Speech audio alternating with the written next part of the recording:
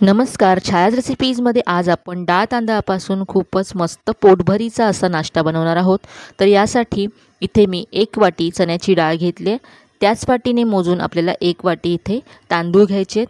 घरातली कुठलीही एक वाटी सेट करून तिने तुम्ही इथे डाळ तांदूळ मोजून घेऊ शकता. आता यामध्ये भरपूर पाणी घालायचं आहे आणि हे स्वच्छ धुवून घ्यायचं आहे. तर 2 ते 3 वेळा हे स्वच्छ धुवून घ्यायचं, म्हणजे त्यातलं सगळी जी पावडर असेल ती निघून जाईल. यानंतर यामध्ये पाणी घालून आपल्याला हे डाळ तांदूळ कमीत कमी 7 ते 8 तासासाठी भिजत घालून ठेवायचं आहे.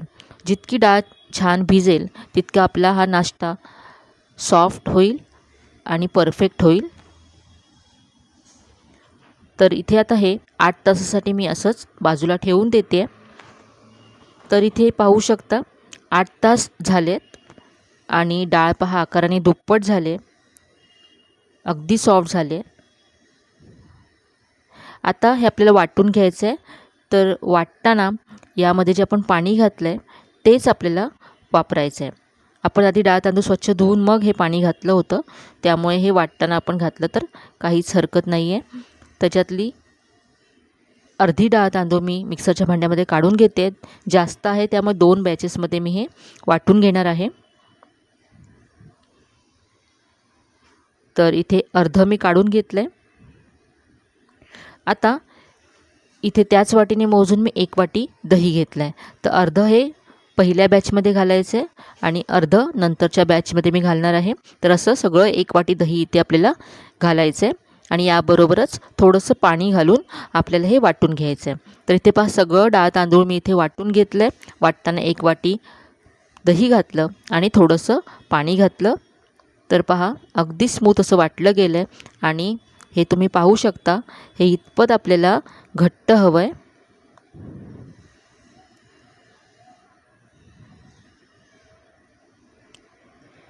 आता हे पीठ आपल्याला फर्मेंट करण्यासाठी पुन्हा 7 ते 8 तासासाठी असंच ठेवून द्यायचं आहे. तर इथे पहा 8 तास झालेत आणि हे पीठ छान फर्मेंट झालं आहे. तुम्हाला मी दाखवते चमच्याने. पहा किती मस्त हे फर्मेंट झालं आहे पीठ.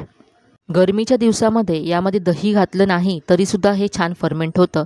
पण सध्या पावसाळा सुरू आहे, थोडीशी हवा थंड आहे, त्यामुळे यामध्ये आपल्याला दही घालावं लागतं, म्हणजे हे छान असं पीठ फर्मेंट होतं. आता हे आपण मिक्स करून घेऊया. यानंतर यामध्ये आलं आणि हिरवी मिरची घालायची. मी आलं किसून घेतलं आहे आणि हिरवी मिरची अगदी बारीक चिरून घेतली आहे. तुम्ही आलं लसणाची पेस्ट केलीत आणि घातलं तरी चालेल. यामुळे खूप मस्त चव येते रेसिपीला. आता यामध्ये चवीप्रमाणे मीठ घालायचे. यानंतर पाव चमचा इथे हळद घालायची आहे. आता हे सगळं आपण व्यवस्थित मिक्स करून घेऊया. हळद या पिठामध्ये छान एकजीव करून घ्यायची. हे असं छान आता 2 ते 3 मिनटं आपल्याला फेटून घ्यायचं आहे, म्हणजे हे पीठ अगदी हलकं फुलकं होईल.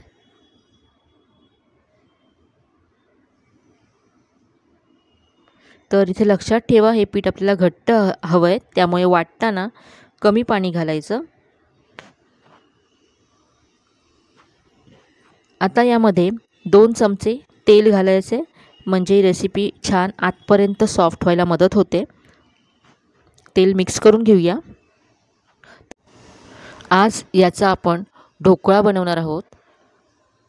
तर ढोकळा बनवण्यासाठी हे पीठ अगदी परफेक्ट आहे.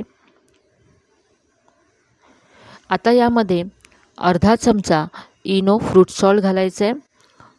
तर हा ढोकळा मी आता सगळा बनवणार नाही आहे, त्यामुळे याच्यातलं अर्धं पीठ मी इथे काढून घेते. 2 भागांमध्ये हे डिवाईड करून घ्यायचं आहे.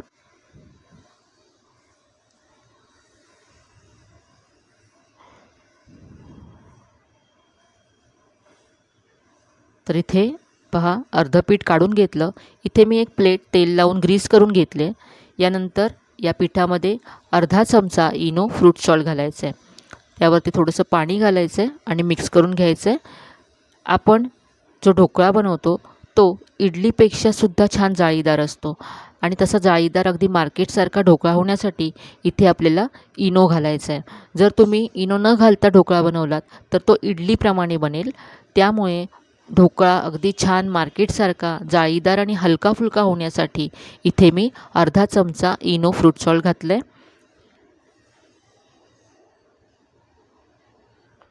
आता हे पीठ काढून घ्यायचं आहे या प्लेटमध्ये आणि हे करत असतानाच मी गॅसवरती कढईमध्ये पाणी गरम करत ठेवलं होतं.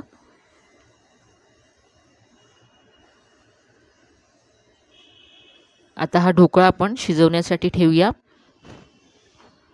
तर इथे आता कढईमधलं पाणी आहे ते गरम झालं आहे. पाण्यामध्ये मी एक स्टँड ठेवला आहे. स्टँड नसेल तर तुम्ही एखादी वाटी किंवा प्लेट उलटी करून ठेवू शकता. त्यावरती ही प्लेट ठेवायची आहे आणि झाकून हा ढोकळा आता 10 ते 12 मिनटं वाफवून घ्यायचं आहे. तर इथे साधारण 12 मिनटं झालेत. पाहू शकता ढोकळा मस्त फुगला आहे. आता आपण चेक करूया. तर अशी सुरी घालून ढोकळा चेक करायचा आहे. पाहू शकता सुरी अगदी क्लीन निघाली आहे, म्हणजे ढोकळा अगदी छान आतपर्यंत शिजला आहे. तर आता गॅस बंद करायचा आहे आणि हा ढोकळा थंड करून घ्यायचा आहे. थंड झाल्यानंतरच आपल्याला हा काढून घ्यायचा आहे. तर ढोकळा थंड होईपर्यंत आपण यावरती घालण्यासाठी फोडणी तयार करूया. तर इथे आता तडका पॅन गरम करत ठेवला आहे. यामध्ये एक मोठा चमचा तेल घालायचं आहे. तेल गरम झालं की यामध्ये अर्धा चमचा मोहरी घातली. मोहरी छान तडतडली की यामध्ये कढीपत्त्याची पानं घालायची आहेत.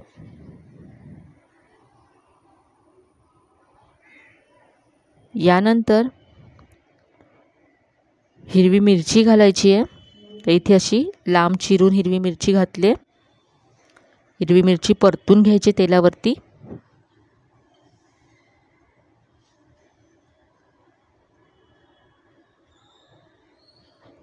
आता यामध्ये पाव चमचा हिंग घालायचं आहे.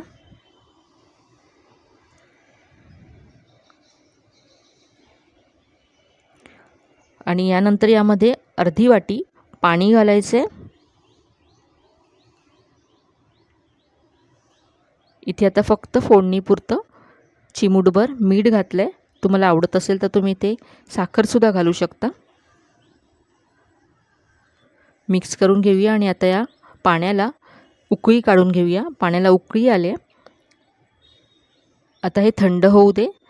तोपर्यंत इथे आपला ढोकळासुद्धा थंड झाला आहे. काढून घेऊया. आधी याच्या कडा अशा मोकळ्या करून घ्यायच्या आहेत. थंड झाल्यानंतर ढोकळा अगदी व्यवस्थित निघून येतो.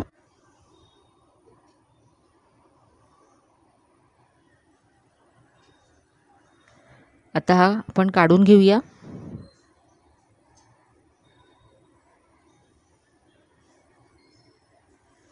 पाहू शकता अगदी मस्त हलका फुलका आणि जाळीदार आपला ढोकळा झाला आहे. किती छान जाळी आली आहे. तर आता जी फोडणी आपण तयार करून ठेवली होती ती यावरती घालायची आहे.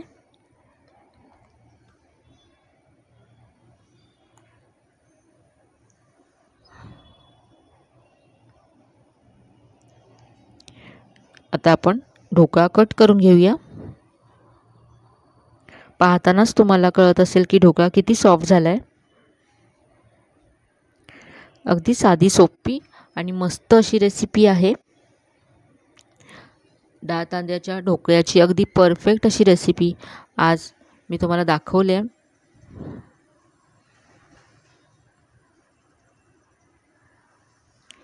तर पाहू शकता किती हलका झाला हा ढोकळा. अगदी स्पॉन्जसारखा ढोकळा होतो.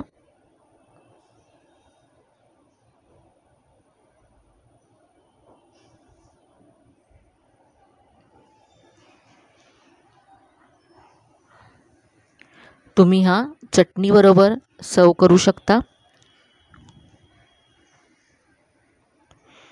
इथे मी तुम्हाला एक पीस तोडून दाखवते पहा.